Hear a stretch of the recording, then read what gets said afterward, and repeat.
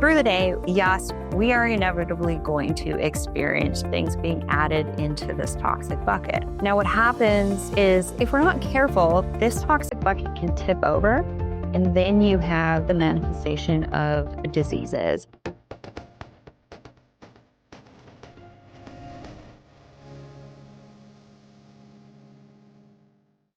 Hi, everyone. It's Dr. Josh Helman here, and we are in for a treat today. I have with me Rachel Varga, who is double board certified. She's an aesthetic nurse specialist since 2011 with over 20,000 procedures performed, is a host of a top 20 podcast called the School of Radiance Podcast.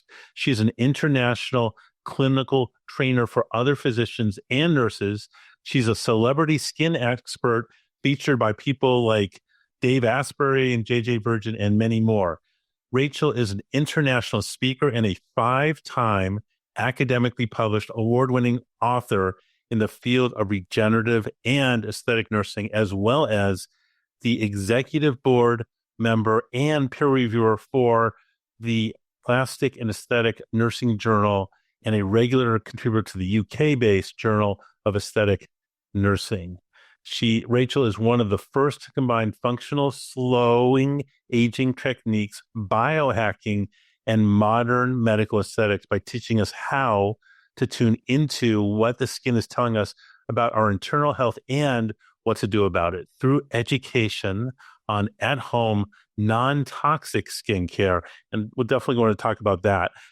Hair care, derma rolling, in-clinic skin rejuvenation, and biohacking. Rachel helps inspire others with her unique toolkit to slow cellular aging and enhance radiance using her holistic science of beauty method at the schoolofradiance.com, where one-on-one sessions for at-home and in-clinic skin rejuvenation, guidance, and tutorial-based learning are available. Wow, Rachel, what a background, and thank you for agreeing to be interviewed today. My absolute pleasure to be here. And I'm an open book on all things biohacking, skin health, radiance. I'm really excited about our conversation together today. That's awesome. Let's start just with terminology. I think I know what radiance means, but what do you mean by radiance? Over the years, I just observed these clients of mine that would enter my treatment room and just, gently relax into my treatment chair. And they simply would say things like, Rachel, I just want to look as good as I feel. And then I would perform rejuvenation for them and they would heal so quickly. I hardly have to do anything. And they really did the foundational at-home skincare routines, reaped the benefits with fewer interventions.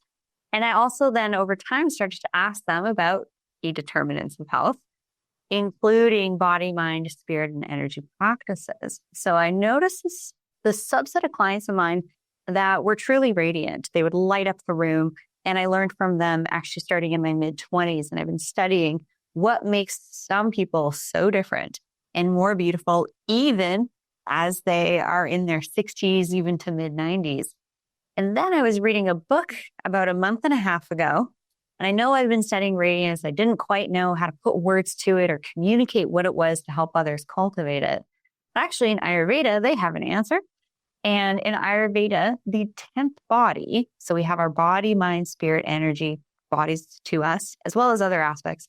But in Ayurveda, the 10th body is the radiant body. And it's defined as the electromagnetic projection of essentially all of the other body systems emanating outwards.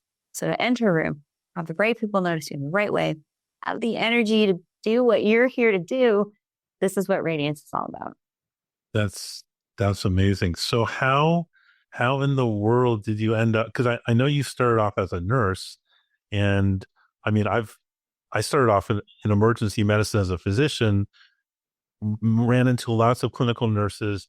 How did you go from, I guess, the hospital base to what you're doing now with radiance and skincare and all these things? Absolutely. When I finished my nursing degree, so I have a bachelor's of science in nursing, I knew I wasn't quite finished with my education. So at that point, I also then considered medical school and took my med school prerequisites, Gen Chem, Organic Chem, Biochem, took the MCAT, and really wanted to see what it was really like to run a clinic. And so while I was doing my education, I was also working as a peds ICU nurse. Very challenging. I did that for 2 years. Very difficult, but I did my time in that and then found an excellent ophthalmologist to work under for over 11 years. And so the eyes are the first area of the face to show signs of aging. And so then it was time for me to finally feel ready to apply to med school. And during that application process, I thought to myself, I'm really interested in work-life balance. How can I take my skill set as a registered nurse and teach people how to have healthy skin and slow aging? Is this a possibility? And then I essentially became a nursepreneur, and education and research articles, teaching other providers has always been a passion. So basically, I took all my passions, put it together in the way that I operate now. And work-life balance is very important to me.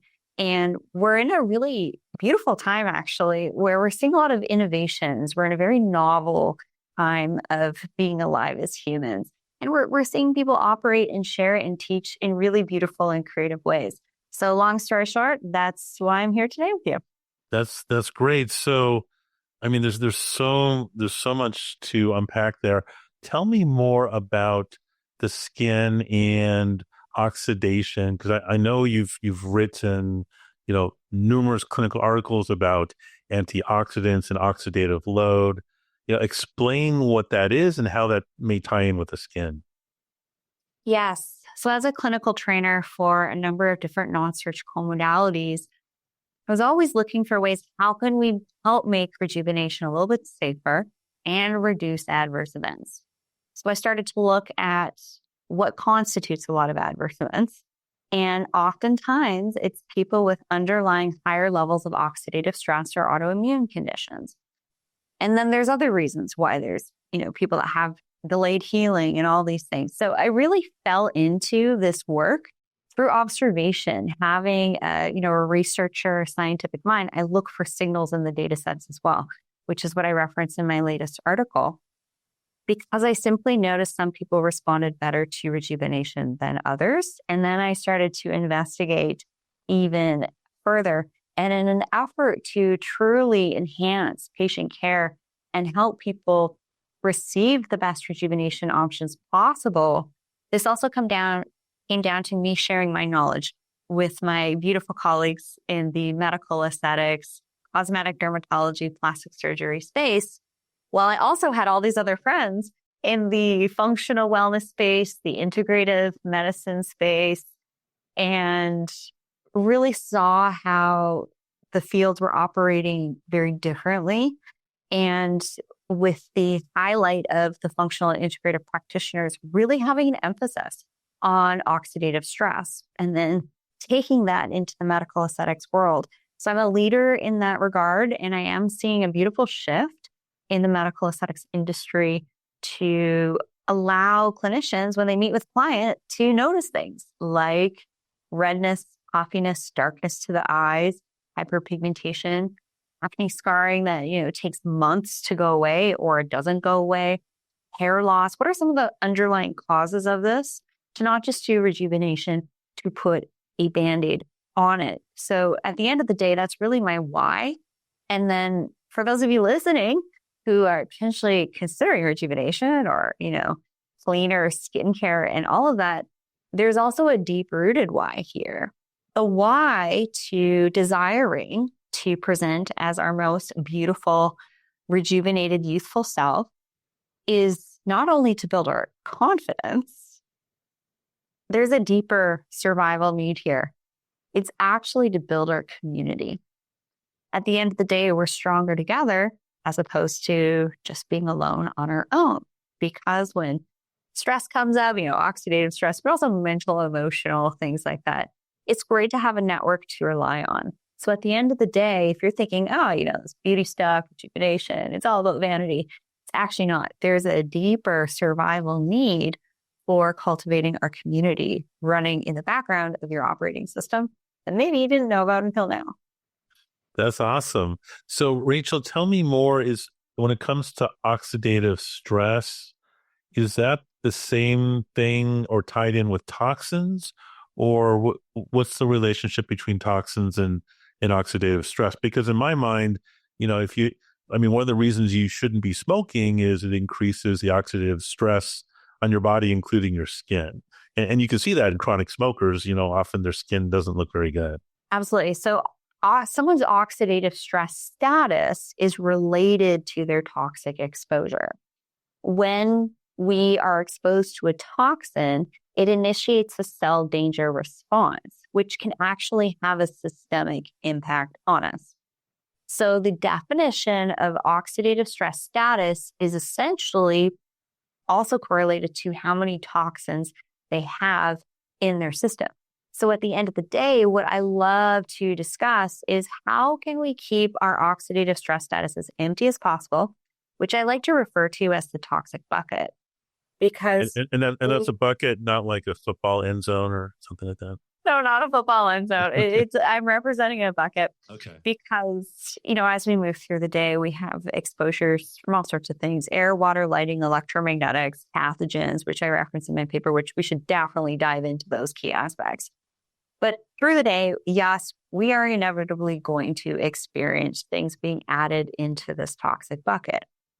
Now, what happens is if that oxidative stress status becomes so elevated, actually most practitioners aren't even looking at measuring this, but we can see overt signs of it in the skin, which we'll talk about. If we're not careful, this toxic bucket can tip over, and then you have the manifestation of diseases and other types of things. Or you have rejuvenation, you add to this toxic bucket, and your system can't quite handle it. And then there's delayed healing and non-ideal outcome. Wow. So one thing that I find frustrating is, we want, at least what I know now is how prevalent a lot of these toxins are in hair care and skin care and other personal care products. And then when you go and you look at the label, I've got 2 degrees in biochemistry, so I can go and say, oh, that's good, that's good. Oh, that's bad, that's bad, that's bad. And I don't know about you, but if I go to a so-called health food store and try to buy one of those products, invariably, I would say like 80 to 90%, they've got toxins in them. And is it just me? What has your experience been? Why doesn't the general public know about this? Yeah, so there's a couple of things that we should break down here. Number one, yes, it's absolutely frustrating, even for myself, in making the best recommendations possible at that time. And I'm going to talk about what I do to monitor changes with products.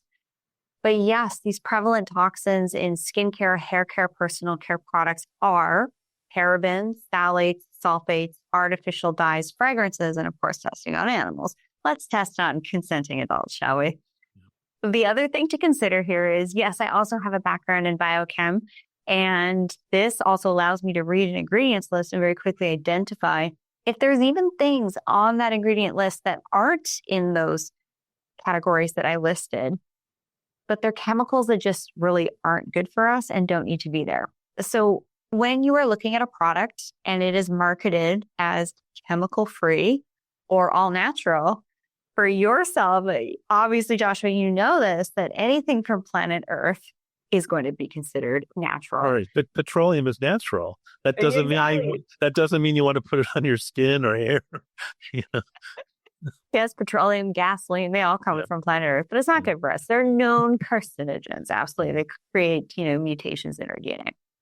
However, some chemicals are really good for us. Take water, for example. So chemical, to break it down for you listening here, just so that you can really grasp this concept so that you become a more conscious consumer and you can sift through this type of, misleading advertising, which is just about everywhere. When you take 2 atoms, say, for example, 1 oxygen and then 2 hydrogens, we have water. So some chemicals are really good for us and some chemicals are not good for us. So I just wanted to make that distinguishing factor. the other thing to note with personal care products, if you do decide to go the super hippy dippy granola, make it yourself, your own hyaluronic acid, your own vitamin C products, if you're not careful in that formulation, that antioxidant like vitamin C, like vitamin E, or vitamin A, otherwise known as retinol, if they're not kept stable, they'll actually oxidize and then become a free radical on the skin. So this is where sophisticated formulation comes in handy to bring results, to bring actives that aren't oxidizing and are that as clean as possible. And let me tell you, I sell about 250 products on my website, from skincare, hair care, personal care products, grooming products. Every quarter, I go through every single product I sell on the manufacturer's website as well to make sure there's been no reformulations. This happens a lot. And for some of the previous maybe beauty brands or personal care brands that you listening may have used, you do constantly want to check the ingredients, because I'm actually seeing canola oil being used over the last even just couple months, being used in these skincare products that are, praised by some of my fellow colleagues here in the health and wellness space. They just don't know that a reformulation has happened. So this often happens with personal care product brands. So at the end of the day, obviously, what the answer is. I got to make my own. It's been years behind the scenes to not only eliminate the parabens, phthalates, sulfates, artificial dyes, fragrances, but also other ingredients as well.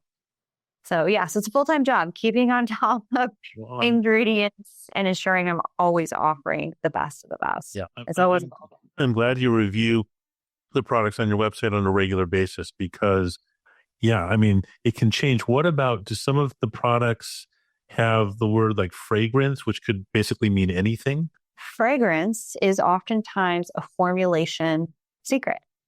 Right. And so what I like to do is actually check with the company and say, hey, what's in your fragrance? Sometimes it's, citric acid, a tea tree oil, something benign like that. But other times fragrances are actually phthalates, and phthalates are known endocrine disruptors. And all of these ladies and gentlemen who think they're beautifying themselves with spraying their perfume or cologne, where do we often spray those? Right on our neck, right over our thyroid. So the practices of beautification in modern times are often actually making us more sick and aging faster, which is, the irony is not lost on me.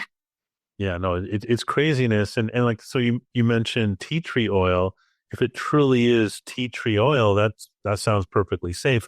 Unfortunately, what I've seen is some of the less expensive brands is they're not using actual things from tea tree. They're using they're actually not taking it from a plant. They're taking it from petroleum and processing it into maybe the top one or two ingredients in tea tree essential oil. So what were your thoughts there? Well, one of the things I love about being on different summits and podcasts and shows and having conversations is I'm always learning. I almost feel in the over 1,000 interviews that I've either hosted or been on, I learned more than my bachelor's of science in nursing. So I'm always learning things. So yes, I received that insight. I did know a little bit about that beforehand. That's why formulating myself is just so necessary right now. A lot of companies will use investors, though, for doing this work. And then what happens, and I've seen this in, big beauty brands, is the investors then say, hey, we got to reformulate. Let's start adding canola oil so our margins get better, right? So that's why I'm choosing to not work with investors and the route that I'm going. And also, I just wanted to mention that more expensive isn't always better.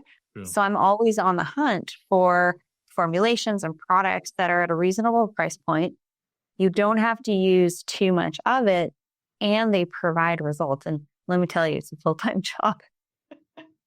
Oh, I'm glad you're doing it, but it's clear to me that we need to get this information out there, because the general, if people were only buying the non-toxic skincare, hair care, personal care products, those would be the only things for sale. But to me, what I find is the exact opposite. Most of the stuff out there is toxic.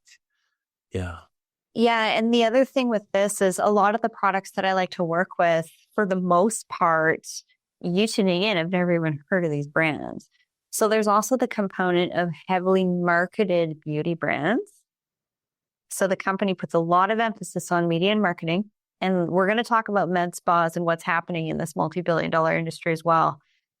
And then there's a lot of other companies and lasers as well. There's excellent laser technology out there that the companies don't put a lot in media and marketing, but they put a lot in research development and education for those who are utilizing their products or technology. So there's also that really interesting facet too. That's awesome. And I noticed in some of your articles, etc., you talk about, or you're an expert in the non-surgical approach. What are your thoughts about surgery? I mean, obviously there's a place for plastic surgery, but would you agree that if given a choice, you would rather do things non-surgically than get an operation? Well, it depends, right? So it really depends on the needs of the individual. So say, for example, there's heavy upper eyelids, hooded eyelids, lower eye bags. There is no skincare product or non-surgical option that can do what, say, a blepharoplasty can do. Right. Done with the right skill, it can look excellent. So there's also this concept of, okay, what's really going to make a difference? What could make somewhat of improvements to skin quality? And then it comes down to the values, the needs, the budget, the lifestyle of the individual. And unfortunately, full transparency here on social media, because I'm in the beauty and longevity and skin space, I see all the ads that you guys see. Sure. And a lot of times I'll see this before and after photo. We're going to talk about skincare and then also the gadget world too. Please. With skincare, I'll see, lower eye bags in an older gentleman.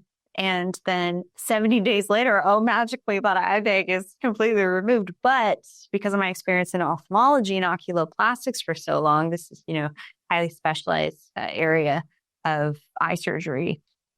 I can actually see the blepharoplasty incision line. So, I mean, they're not fooling me, but so many people, they purchase on fear. So at the end of the day, the less you are in fear and you're able to make more informed decisions and are in a positive emotional space, you're not going to be wasting your money. And then the other flip side to that are the beauty gimmicks and gadgets, right? We've all seen those. Someone uses something on social media, that side of the face is lifted. However, we all have facial asymmetries.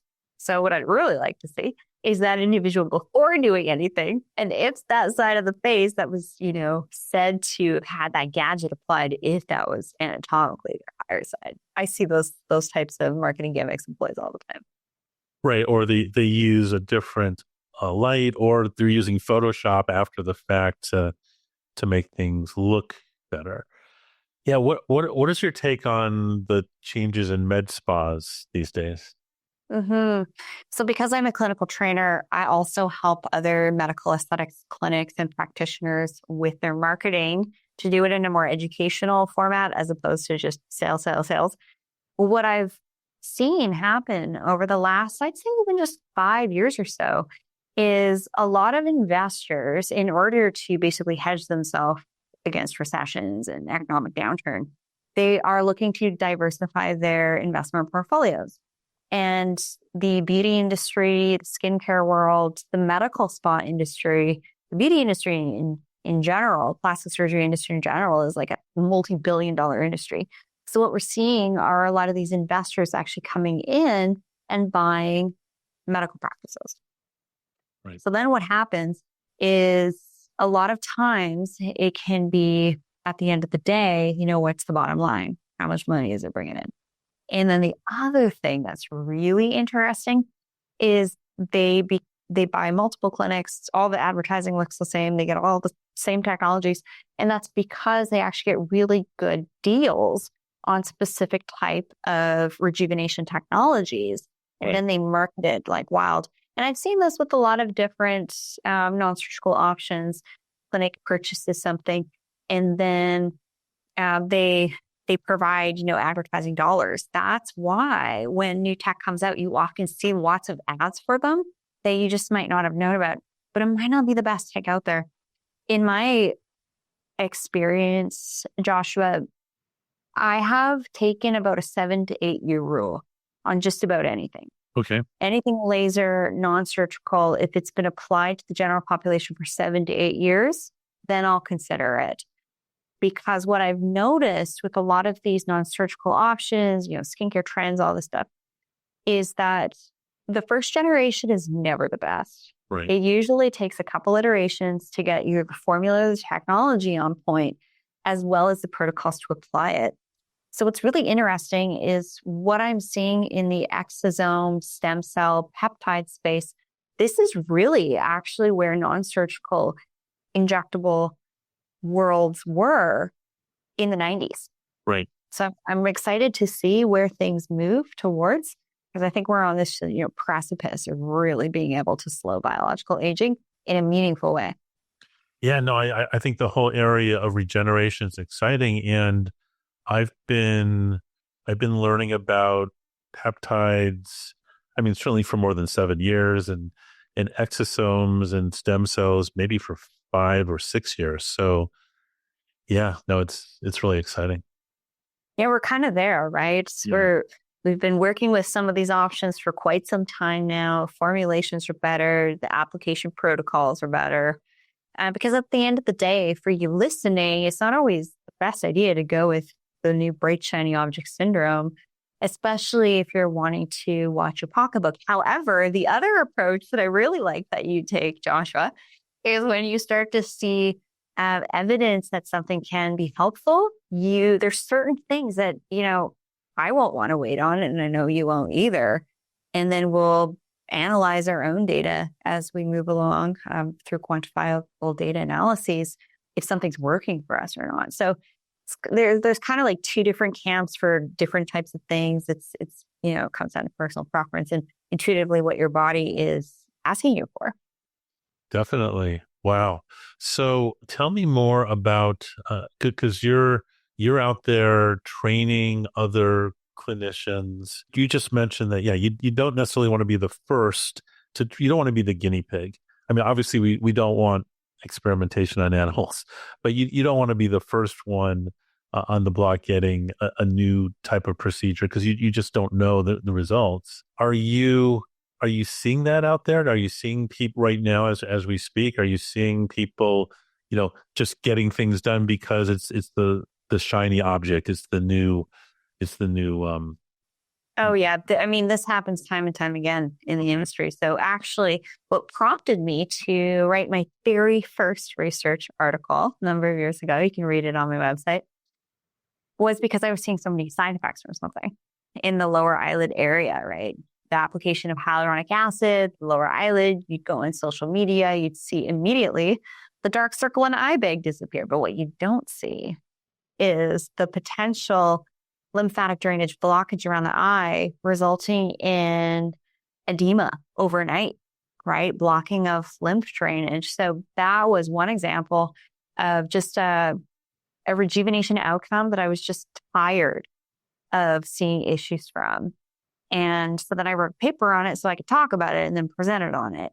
But this is an example of something that the general population will see, especially in the US. Things tend to come out like this in this fashion very quickly, and then it creates a buzz for the individual, and then they want to seek it out. And then it also comes down to our responsibility to really think about things, right? What's the potential of what could happen, right?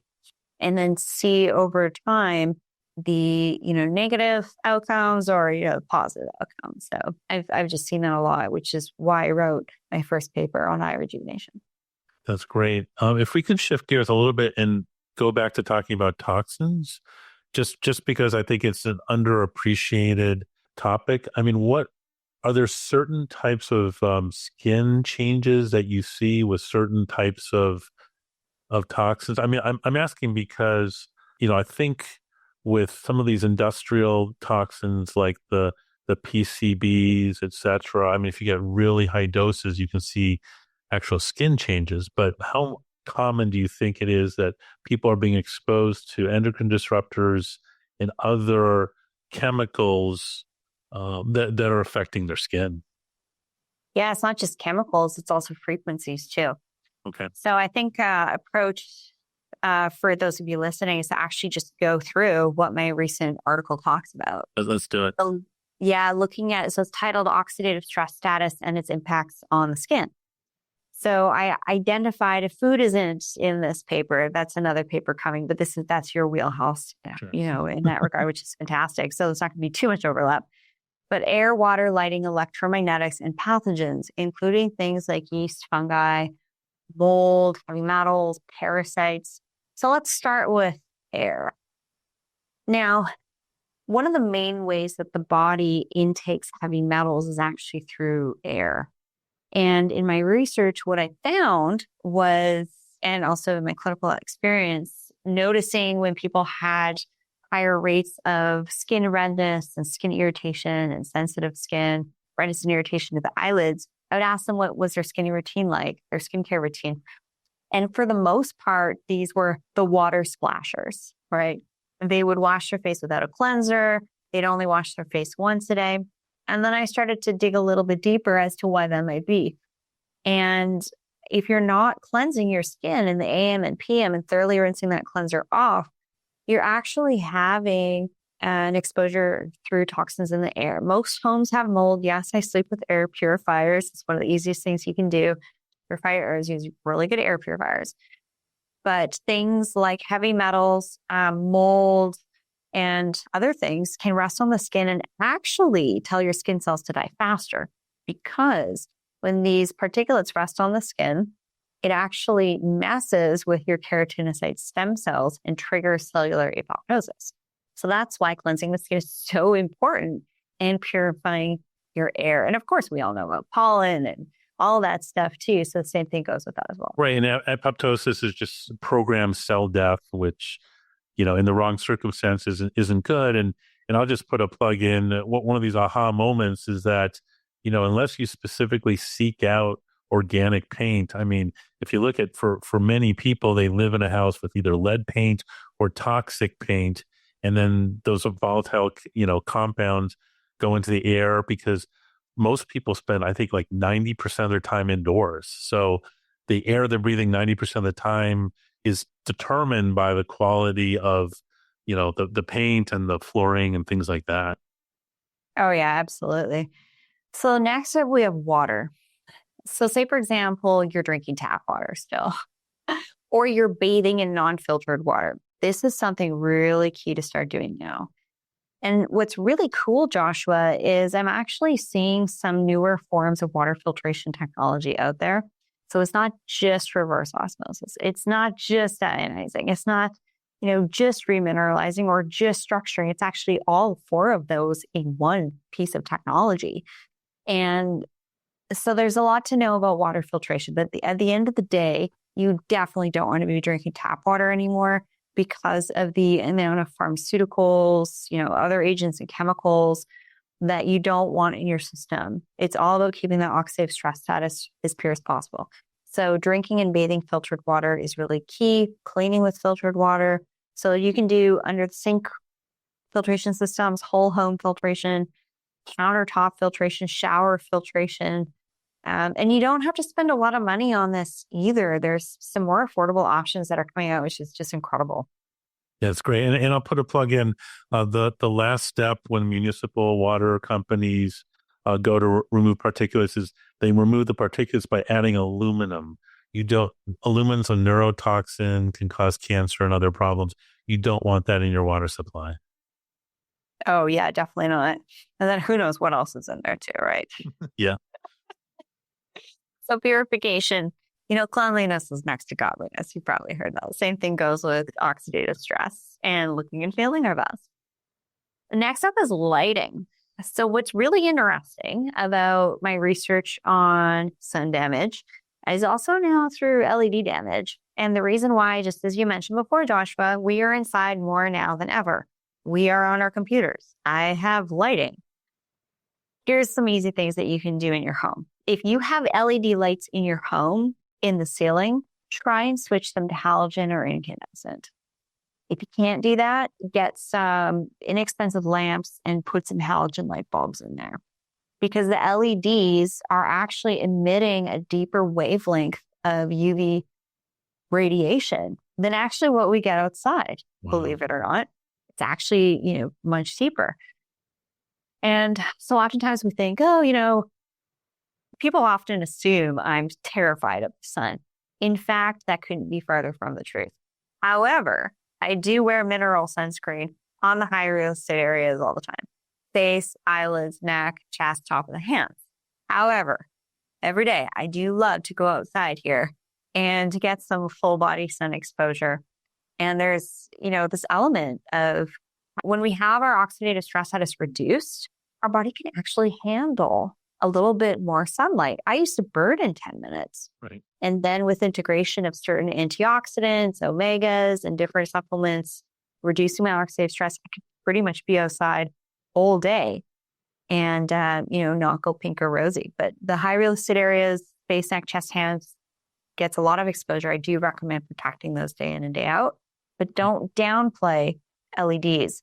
So not only does LED damage the skin, sunspots, loss of elastin, collagen, fine lines, wrinkles, but also our eyes. So this is the overlap with lighting and EMFs impacting our delicate eye area, not just the skin around the eyes itself. We're seeing ocular diseases like cataracts. This is an 80-year-old disease. We're starting to see it in 40-year-olds. And to go back just a second, when you say you protect your skin when you go out in the sun or with LEDs, with minerals, I'm assuming things like zinc, is that? Yeah, exactly. Yeah. I have a great sunscreen. It's 20% zinc. And, a lot of sunscreens, we might as well talk about this while we're on the topic of sunscreens. A lot of sunscreens are marketed as mineral, but they're a blend of mineral filters and chemical filters.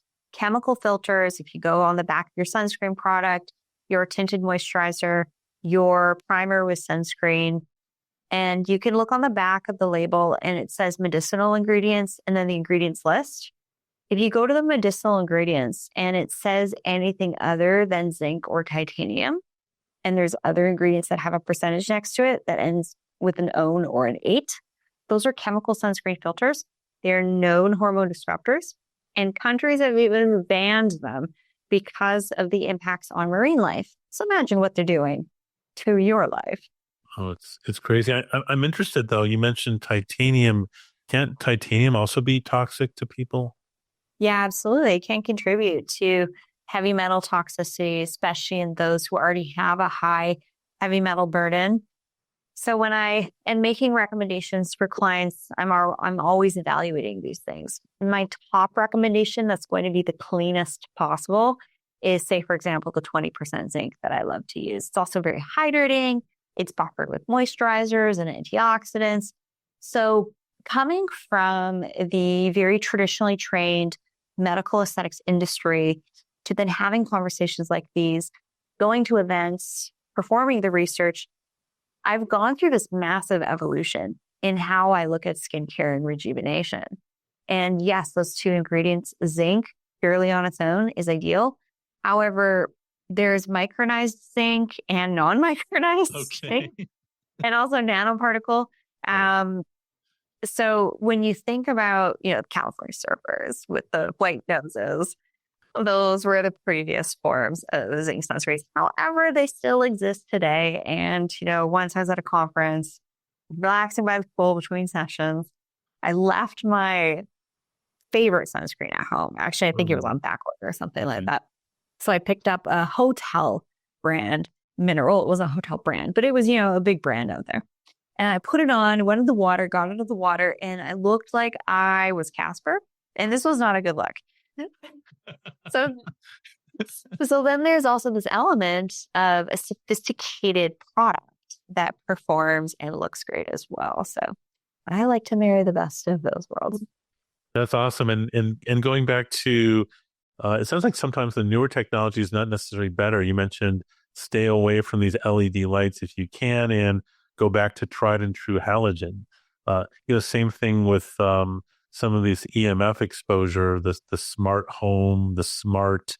Basically, smart's a marketing term that they use for we're gonna expose you to lots of radiation. Oh, okay. Well, here's the irony. they're not really making you more smart. They're actually dumbing you down. Exactly. Right. I mean, it's so obvious to us when we know about the research impacts on EMFs. So here's what EMFs do to the skin. And you can find this information on my articles. You can also readily find this on other medical journal publication websites. Electromagnetic frequencies create skin irritation. So skin redness, skin irritation, as well as ocular, aka eye irritation. So for those of you with stain to your eyes, with dry eye, you're on your computer screens all the time. Getting back to lighting, I literally wear blue light blocking glasses all the time and know that coating from your optometrist is not going to be sufficient. So there's two things going on when you're wearing really good glasses that block blue light.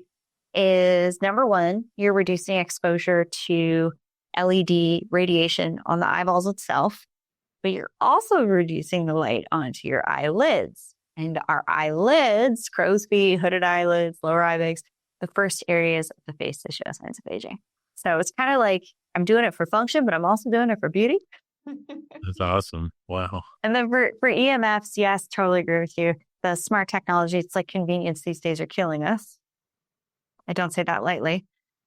So I drive an older vehicle. I drive a 2006 4x4. Don't let the blonde hair fool you. I am such a huge fan of getting out in nature. 200 miles out of cell reception, doing this practice for years, especially originally from the Pacific Northwest. Getting in nature, grounding, cold plunging, making my own fires and all these things, and navigating without a flashlight at nighttime and focusing on my balance and doing things that I found were fun. And then I started to notice some big shifts in my skin. So when I did those full off-grid days, I noticed that for the rest of the week, my skin was clearer. It had this brightness to it. And then in, I think it was 2017, I read on a website, and now I cannot go back to that page for the life of me, but I do recall this, that it was postulated in about 2017, about 15% of the world's population was considered electromagnetically hypersensitive. Imagine what that is now. And then in my further research, I found that the higher someone's oxidative stress status is, the more likely they are to be electromagnetically hypersensitive. So there's a couple key things that we can do to shield ourselves from EMFs. Let me know if you have any comments before we get into those easy mitigation strategies. No, I'd love to cover it. I would just agree with you. Clinically, I've seen maybe 20% of patients in a Alzheimer type dementia clinic be EMF sensitive, where we had to put them on the part of the room away from the smart meter outside. Like they would feel it. So it's not uncommon. I view people like that who are sensitive, kind of like the canary in the coal mine, who are, they're more sensitive than most people, but I think it affects everyone. Oh, yes, absolutely. So some of the signs of electromagnetic frequency hypersensitivity can be things like poor sleep quality, a propensity to feel anxious, inability to focus, brain fog. So here's what EMFs do to the body. When we're on our phone for 5 minutes, our red blood cells, they're usually smooth like a donut or an inner tube, and they bounce off one another. We have these balanced electromagnetic interactions between these red blood cells. So what happens when we're on our phone, they start to stick together. The edges are no longer smooth. They become jagged and irregular, so they clump together. They form these chains called rouleaux, like rolls of coins. And then we get clotting factors. So what happens to the skin? Because obviously my angle is always right. And the rouleau cause basically sluggish blood flow. You can imagine instead of a single blood cell, you have a whole stack that's trying to go through these bigger, these smaller capillaries. Yeah, exactly. And we can see this very easily if we take a drop of blood and put it under the microscope, actually what's happening to the red blood cell morphology. So what happens with the skin, which is your largest organ, so no, I'm not just focusing on something for vanity's sake. It is the largest organ. So if something's going to impact the largest organ, it's probably going to impact other organs, like your digestive tract, your nervous system, your brain, your heart, everything. Everything's connected. We're like We're like this beautiful machine. If one system's off, say in your car's electrical, you're probably not going to be able to work that vehicle very well. It's probably not even going to start. So when it comes, you'll have to forgive the, petrol head analogies here. But we are talking about electromagnetics and machinery here. So when our red blood cells are sticking together, yes, we're getting an impairment of blood flow to our organs. So poor oxygenation, brain fog, irritation to the skin, redness, dryness, things like that. Also, we're getting sluggish detoxification, the removal of metabolic byproducts, including things like CO2 and other things that need to go through our liver and kidneys and then get excreted when we use the restroom. So what happens when we learn how to mitigate EMFs? There's a couple of ways to do it. So there's a couple of ways that I don't think work very well, in my opinion. And there's a couple that I think do work really well. Okay. The best thing that you can do is stop using Bluetooth at every turn. Forget about those AirPods. If you're listening to this with your AirPods in your ear, literally radiating your brain while you listen, turn your router off at night. Maybe look at using an older vehicle that doesn't have the fancy bells and whistles with Bluetooth and navigation and all this stuff. Well, yeah, the newer electric vehicles, unfortunately, the shielding is not good. So you're getting huge doses of EMF. Yeah, I have a trifold meter. And if you're standing in front of your microwave with it on, it's actually similar reading when you're inside a electric vehicle. So imagine all these people with their kids in the backseat. They don't think about these things, right? It's just awful. So turn your router off at night. Unplug things if you can't even turn the breaker off at your house. However, in certain climates, it's not great because you need the AC. And then I actually make it a practice to wear electromagnetic protective clothing all the time. So whether they're shorts under my dresses or my skirts, or I sleep in EMF blankets, one below me, one above me, even a little beanie over my head. So that when I'm sleeping, my body is actually regenerating as opposed to constantly fighting this frequency coming in. So Rachel, tell us what is it about the clothing that protects you from EMF? Is it lined with metal? Is it silver? So it's like a Faraday cage for us nerds. You got it. That's exactly what it is. Yeah. So it's tightly woven silver mesh. Now I've tested different types of silver fabrics, different brands out there. Some of them work better than others. Obviously, we're not going to get into that here, but some of them do work better than others. They can tarnish over time, so you have to be careful how you wash them. Sometimes you might want to replace them. But I like that approach with the bed setup with, one of the silver blankets below me, then the bottom sheet, then the top sheet, another silver blanket, and a comforter over top. And I'm literally sleeping in a Faraday cage. And then you don't have to launder the blankets as much because you have a sheet. And then adding that beanie over your head, because I know this, probably sounds, I'm setting the stage for what my beauty sleep really looks like, which is, extra special. But the first night, I kid you not, the first night I slept in an EMF shirt, an EMF brief, underwear, and a beanie was the first night that I had 100% sleep score on both a ring-based tracker as well as a mattress-based tracker. So this was a signal. This was something that I paused and paid attention to. But this actually, can do something. And then in my research, some of my other favorite researchers in the space of EMFs, they also agree that physical shielding of your body is one of the best things that you can do. And one of the free things that you can do is go outside barefoot 30 to 45 minutes a day. In that time period, your body's electromagnetics will rebalance. So when we're inside a lot, when we're under technologies, our system becomes too positive. Yes, it's good to have positive emotional states all the time, but electromagnetically and electrochemically, this is actually harming us. So that's why getting outside, barefoot outside, a couple feet away from any building as well, so you're not standing over any wires, is really one of the simplest things that you can do. Go in the ocean to ground with the salt as well are excellent strategies. That's awesome. And so I would think, though, that I mean, obviously silver is going to shield it, but even just putting a cap that has no silver, like wool, wouldn't that block some of the EMF? I haven't tested that. Wool and linen are really great fabrics to wear. They have a great frequency to them. But silver has this really unique property, especially when it's woven the right way. I will literally have a reader put it under my garment, and it's like it's buzzing when I'm holding it out. Put it under my garment and it stops. Like it has this remarkable ability. Not to mention, zinc is antimicrobial, and it feels even better than silk. So you like both zinc and silver, it sounds like. I love zinc in sunscreen, Oh, and then with silver in the clothes. Okay. in the materials, yes. But you have to be careful because some of these clothing, you look like you're coming off the set of, a galactic movie of some sort. You have to be careful what other people might think. All right, got it. But here's another really important point is we want to be in the world, but not of the world.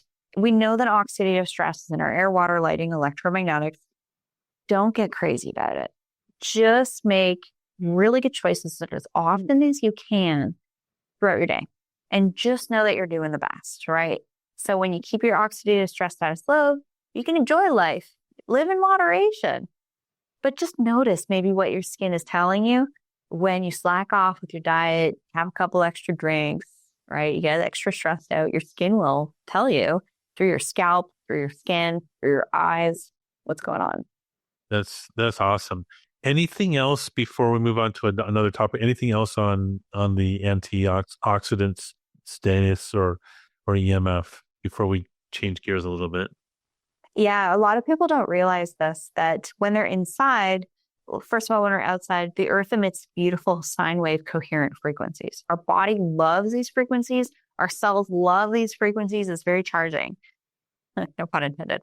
And then when we go inside, we have wiring throughout the home, outlets, this device going off over here and that device going off over there, what your neighbors are doing.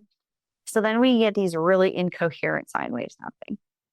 And I remember I purchased a piece of energy coherence technology a number of years ago. And before turning it on, I used a specific type of technology which measures joule output in the body, as well as the human biofield. So before I turned it on, measured everybody, 6 people in the household. Then I turned it on and measured everybody again. And within about 30 minutes, everybody had a thicker human biofield. Biofield is a huge emerging body of science, especially in Europe. And then the joule output was increased. So what's going on there? Where do the joules in our bodies come from? They come from our mitochondria. So we can do so many cool things in our home with technology for energy coherence. And this is the future, right? Slowing aging, all of this stuff, it's coming through frequency. So there is a lot of frequency technology that I personally use. Some of it is available to the consumer, some not so much. It's not about how much money you have, it's who you know. But this has had tremendous impacts on sleep, consciousness, the way I feel. So there's some cool stuff that we can do. Wow. So this frequency technology, I mean, technically it is also EMF, but I guess it's directed to be coherent and protective of people. Is that right?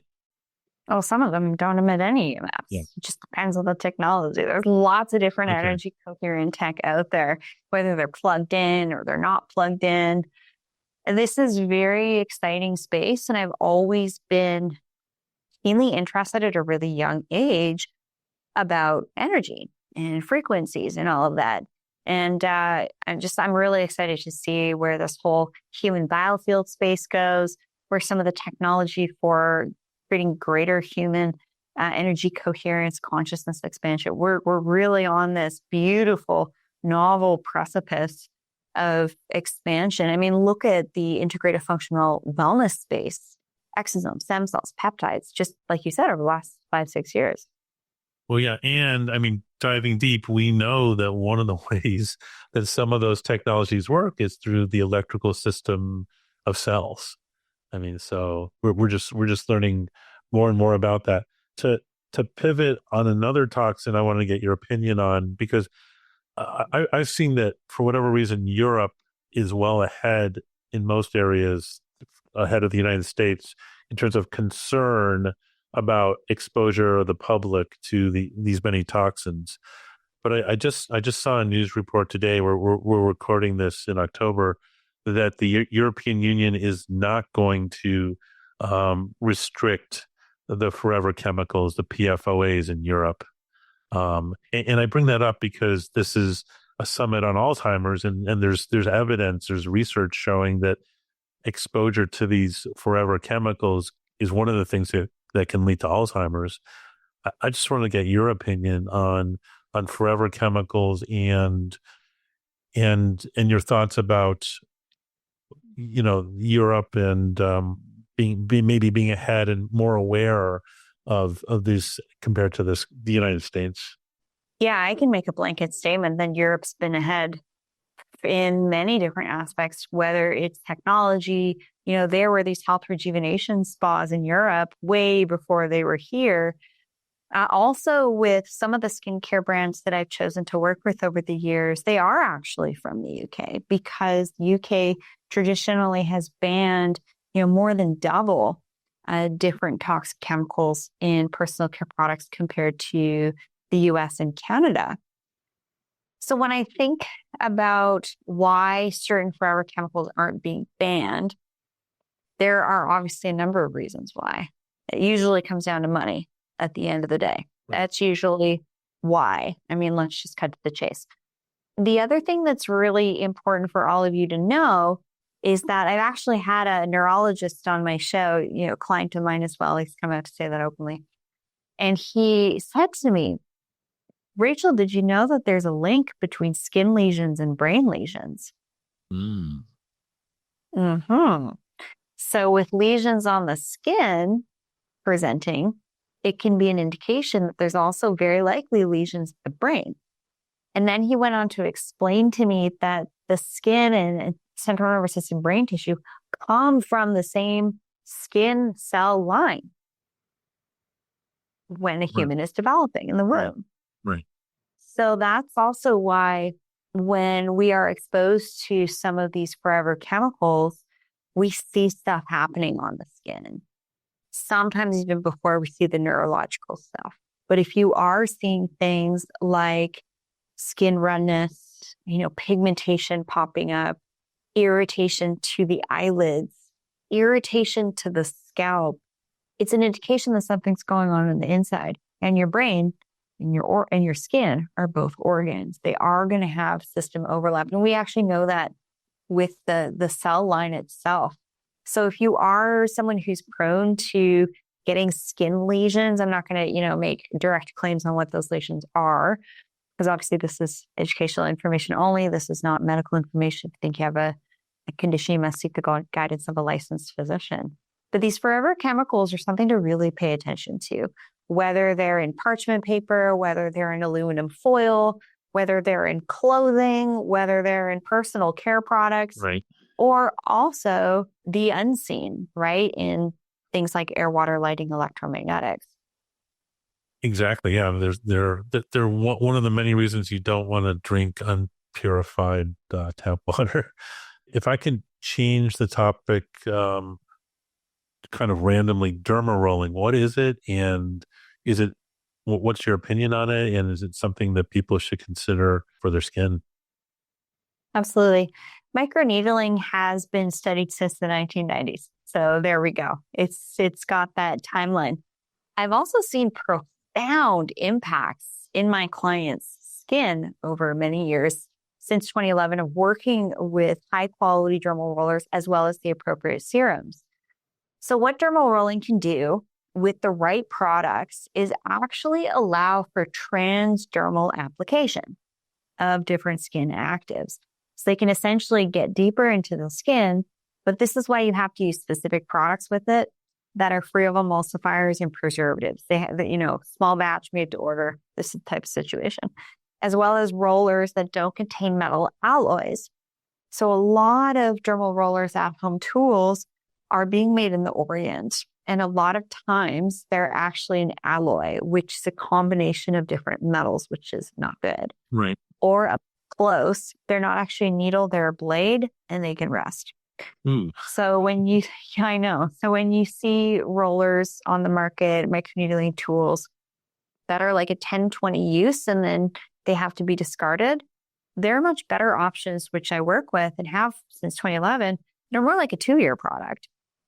And, the results speak for themselves. My clients aged 60 to mid 90s that have the best skin, they practice dermal rolling at home 2 to 5 times a week. Now, there's also the concept of, do you want to do in-clinic dermal rolling and microneedling? Okay. Well, ideally, what the research shows us is doing things like dermal rolling and microneedling at home 2 to 5 times a week is kind of that sweet spot. It takes about 6 to 9 months to actually see collagen start to form. So it's kind of like showing up to a practitioner once a month to live healthily. Doesn't make a lot of sense, right? Doing a sauna once a month, biohacking once a month, as opposed to almost every day, right? Right. So there are some great, affordable, time, cost-effective options to do at home. However, how to do it, the right products, as well as your skin foundational products to get your skin ready for that, is where I love to provide guidance on that. I don't have this type of content on YouTube and things like that because I don't want the wrong people to take those tutorial-based sessions and then use the wrong product and use the wrong roller. So really picky about how I teach it. But there's also lasers that are also excellent. There's so much to talk about. This is like a whole show on its own, dermal rolling and microneedling, because microneedling and dermal rolling, you can have perpendicular impact into the skin, or you can kind of have this like triangle impact into the skin. They both do different things. You can also use laser beams to do it as well to get some beautiful collagen happening. It's essentially a controlled injury, or like aerating the lawn and then putting fertilizer on it, not glyphosate. But you basically, aerate your face and then put the right products on, and then it allows them to be absorbed much cheaper. Yeah. So you're causing an injury so that the body heals itself. You're basically telling the body to heal itself, essentially. Yeah. And, there is kind of like a secret sauce to this. So you want to follow basic skincare hygiene practices, cleansing in the AM and PM with double cleanse in the PM, using a moisturizer with antioxidants, humectants, peptides, like a multivitamin for the skin, mineral sunscreen every day. Yes, high real estate areas every day. And also exfoliating a few times a week. But it really does come down to using products that are in alignment with what's important to you health-wise, as well as budget and lifestyle. It doesn't need to be complicated, but it does need to be consistent and customized to what your needs are. That's awesome, Rachel. You spoke. What I'm curious is what areas, what technologies excite you the most? I mean, things that you've heard in the last few months, or new products or developments that you see coming down the corridor in the next 6 months or a year. And again, with the proviso that not everything that is new is actually safe. But what excites you when you go to conferences, or where do you see this whole field going in the next year? Well, if you've ever seen one of these movies, I think it's Jupiter Ascending or something like this. You see this woman going into this bath, and then she reemerges looking 20 years younger. Yeah. Are we going to have these baths available, showers available, beds available, frequencies available? I think so. I think the sky's the limit right now. We're in just a massive technological expansion. And there's a lot of people out there that are putting a lot of money into this stuff because they want to live a long time. Exactly. So, yeah, I think there's a lot of technology that the general public just has no concept of. One of the interesting things about the biohacking space and longevity space is that once it makes its way to the consumer market, it's typically already been used in these areas of space and military. And then it becomes consumer. So I always kind of watch that stuff as well to see kind of what's coming out of the pipeline. But what really interests me right now is going to events and say, for example, water filtration, right? Reverse osmosis, structured water, remineralized water, alkaline water, 4-in-1. Then I'm seeing red light panels with other types of forms of technology in there as well. So instead of, just a reverse osmosis unit, just a red light unit, I think we're going to continue to see these technologies have many things happening at once in them. And only now and very recently have I really started to see that, which is fantastic. And then also the people behind the companies. So I'm really particular what I talk about and what types of different products and technologies I highlight. I always like to know who's behind the company, Right. Especially with technologies like wearables and trackers, things that can send and receive. I really want to know who's behind it. Are they a good person? Do I get a good read on them? So that's why becoming a more conscious consumer also ties into discernment. So the more clear you are, the less toxic you are, the better your brain is going to work. Right. Yeah, no, I find it extremely exciting too, but I agree with you, doing due diligence and making sure that it's a good group behind it. Rachel, I feel like we could talk for, many hours, and we've covered so many different topics. What would you say would be like 3 or 4 of the most important concepts for the people watching and listening to take away? Yeah, absolutely. 3 or 4 important concepts. I would say electromagnetic frequency mitigation through actually wearing protective clothing. I think is really key. It's really helped me sleep. I've seen the data improvements in that. Cognitive function, mental clarity. The other thing is regular detoxing of things like yeast, fungi, and parasites. Parasites are impacting 80% of the North American population. They are a massive root cause for a number of things, including skin issues, as well as central nervous system disruption and dysregulation as well.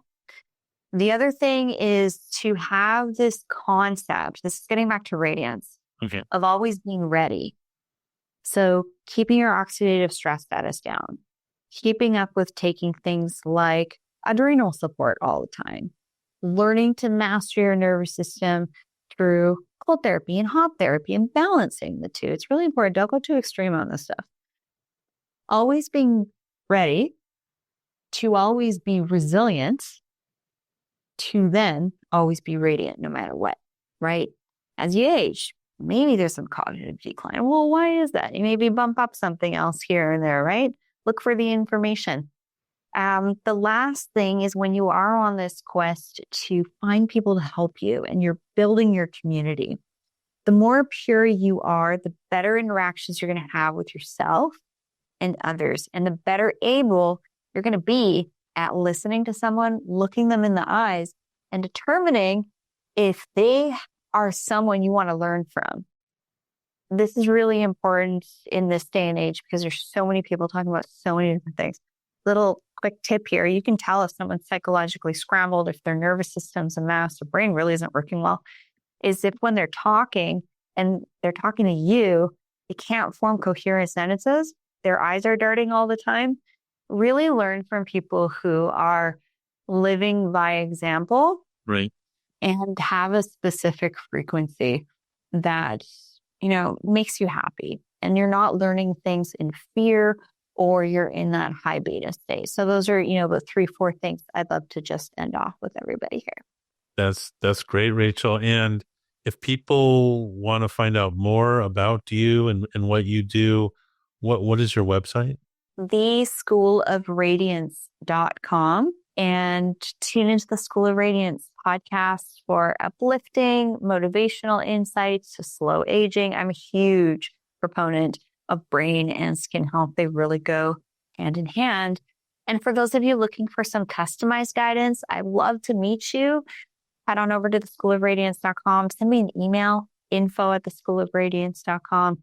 I'm simply here to help you, a humble human on a mission, here to help you look and feel your best. The more radiant humans there are in the world that are operating from this more pure frequency, the more radiant, helpful people there will be having better interactions with one another. Awesome.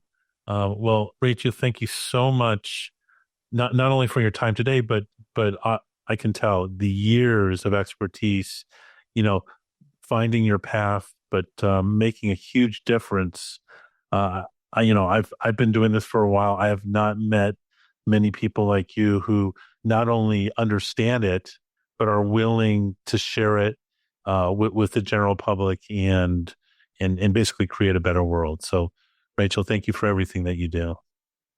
Thank you. Well, that courage comes from the big guy, and staying on course and staying focused and doing the work myself too. It's not always easy to show up and teach and stay the course, but the reward I get is having people tell me that they feel better and look better and are more positive.